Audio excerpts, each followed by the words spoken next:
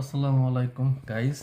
আসলে আমার মতো দরজার বউ একটা থাকলে যথেষ্ট। দেখেন, হাজবেন্ড হিসাবে আমাকে কোনো ছাড় দেওয়া হয় নাই, আমাকে দেওয়া হয়েছে আজকে ইফতারির দায়িত্ব। তাই দেখেন এখানে কি করতেছি আজকে। আজকে করতেছি হচ্ছে এই আলু দিয়া ডিমের চপ। এখানে ডিম স্লাইস করে কেটে নিছি নিয়নের ভরে। এরপরে কি করতে খিতা করতেছি আমরা, দেখেন চাইয়া তারপর আলুটারে ম্যাশ করে নিতেছে। ম্যাশ ম্যাশ করতেছে কি দ্বারা জানেন?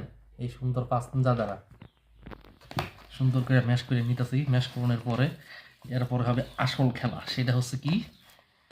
সেটা হচ্ছে এই যে ক্র্যাশ করা মরিচ পুরাই না, এই যে অবস্থা, এই দেখেন অবস্থা, এই যে অবস্থা খুলে গেল। দিয়ে দিলাম এই যে দেখেন অবস্থা, এই যে দিয়ে দিলাম, এই যে দিয়ে দিলাম গাইস। দেখেন এরম বউ থাকলে তাকে কইরা করে খাওয়ান লাগে।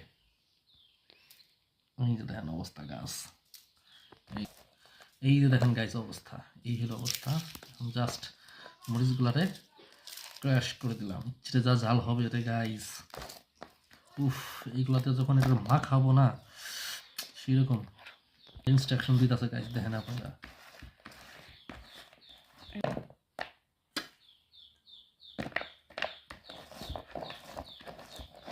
লবণ দিতে হবে না? গতই সে এই আলু ভর্তায় লবণ দিয়েছিলাম না।